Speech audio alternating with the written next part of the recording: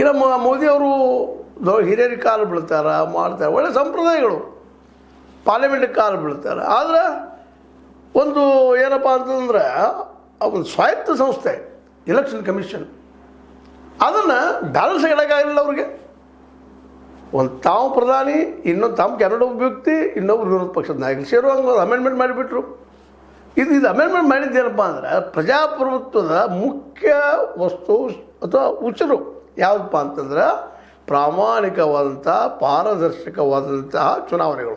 ಸ್ವತಂತ್ರವಾದ ಮೀಡಿಯಾಗೆ ಬೇಕಾಗಿರುವುದು ಸ್ವತಂತ್ರ ಧ್ವನಿ. ಆ ಸ್ವತಂತ್ರ ಧ್ವನಿ ಉಳಿಸಲು ನೀವು ಮಾಡಬೇಕಾದದ್ದು ಇಷ್ಟೇ. ಅದೇನಪ್ಪಾ ಅಂತಂತಂದ್ರೆ ನಿಮ್ಮ ಕೈಲಾದಷ್ಟು ಸಹಾಯ ಈ ಚಾನಲ್ಗೆ ಮಾಡಿ ಹಾಗೂ ನಿಮ್ಮ ಧ್ವನಿಯನ್ನು ಕಾಪಾಡಿಕೊಳ್ಳಿ.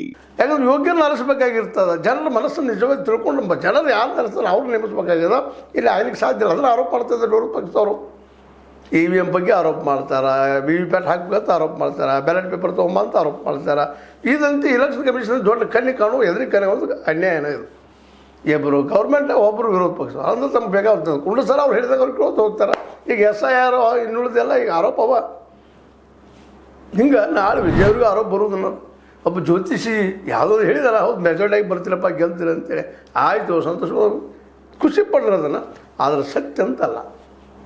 ಈಗ ನಾವು ಕೆಲವು ಸಿಂಪಲ್ ಪ್ರಶ್ನೆ, ಮುಂದೆ ಒಬ್ಬ ವ್ಯಕ್ತಿ ನಿಂತಿರ್ತಾನೆ, ಅವ್ನು ಬೆಳಿತಾನೋ ಇಲ್ಲೋ ಅಂತ ಕೇಳಿದ್ರೆ ಅವ್ನು ಬೆಳಿತಾನ ಅಂತ ನಾವು ಬೆಳೆದಿಲ್ಲ, ಬೆಳೆದಿದ್ರೆ ಬೆಳಿತಾನ. ಅದು ಇದೇ ಒಂದು ಕ್ಷಣದಲ್ಲಿ ಆಗೋದು ನಮ್ಗೆ ಗೊತ್ತಾಗೋದಿಲ್ಲ ಮುಂದೆ ಆಗುವಂಥದ್ದು. ಮತ್ತು ಜ್ಯೋತಿಷಿಗಳು ಹೇಳೋದು ಸತ್ಯ ಅಂತಲ್ಲ, ಅದು ಭುಜೀವನ ಆಗಲಿ. ನೀವು ನಂಬಿದಿರಿ, ನಂಬ್ಕೊಂಡು ಹೋಗ್ರಿ. ಅದನ್ನು ಸಾರ್ವಜನಿಕಗೊಳಿಸ್ಬೇಡ ಅಂತ ಕಾಂಗ್ರೆಸ್ಗೆ ವಿರೋಧ ಮಾಡಿದ್ದು ಸರಿ. ಅದೇನೋ ಇರಲಿ. ಈಗ ಬಂದಿದ್ದು ವಿಜಯ್ ಅವ್ರು ಎಂಥದ್ದು ಮಾಡ್ಬೋದು? ಗ್ಯಾರಂಟಿಗಳ ಸರ್ಕಾರ ಮಾಡ್ಬೋದಾ? ಜಯಲಲಿತಾ ಅಂತ ಸರ್ಕಾರ ಮಾಡ್ಬೋದಾ? ಅಥವಾ ಸ್ಟೆಲಿನ್ ಸರ್ಕಾರ ಮಾಡ್ಬೋದಾ? ಕರುಣಾನಿಧಿ ಅವ್ರ ಸರ್ಕಾರ ಮಾಡ್ಬೋದಾ? ಕೇಜ್ರಿವಾಲ್ ಸರ್ಕಾರ ಮಾಡ್ಬೋದಾ? ಮೋದಿ ಅವ್ರ ಸರ್ಕಾರ ಮಾಡ್ಬೋದಾ? ಸಿದ್ದರಾಮಯ್ಯವ್ರ ಸರ್ಕಾರ ಮಾಡ್ಬೋದಾ? ಇದನ್ನು ಬಿಟ್ಟು ಬೇರೆ ಎಲ್ಲ ಮಾಡ್ಬೋದಾ? ಯಾಕಂದ್ರೆ ಸಿನಿ ರಂಗದಿಂದ ಬಂದಂಥವ್ರು ಕನಸುಗಳು ಭಾಳಲ್ಲೇ ಭಾವನಾತ್ಮಕವಾದ ಬದುಕ. ಅಲ್ಲಿ ನೋಡ್ರಿ, ಹಾಡಿನೊಳಗೆ ಕಾಳು ಹಾಕೋದಾಗ್ತೈತಿ, ಬೆಳೆಯೋದಾಗ್ತೈತಿ, ಬೆಳೆ ಬರ್ತೈತಿ, ಮತ್ತೊಂದು ರಾಶಿನೂ ಮಾಡ್ತೀವಿ, ಮಾರ್ತೀವಿ, ಗಳಿಸ್ತೀವಿ ಒಂದು ಹಾಡಿನಾಗ 3 ನಿಮಿಷದಾಗ. ಹಂಗೆ ಅಂತ ಬದುಕು ಅವರು ಕೆಲವು ಭ್ರಮೆಗಳಿಗಿರ್ತಾರೆ. ಬಟ್ ಇವ್ರು ನೋಡಲಿ ಹಂಗೆ ಅನಿಸೋದಿಲ್ಲ. ಆದರೂ ಈ ಜ್ಯೋತಿಷಗಳು ಇಟ್ಕೊಂಡಿದ್ದು ನೋಡಿದ್ರೆ ಇವರು ಒಂದಿಷ್ಟು ಭಾವನಾ ಜೀವಿನೋ ಮತ್ತೇನೋ ಅಂತ ಅನ್ಬೇಕಾಗ್ತದೆ.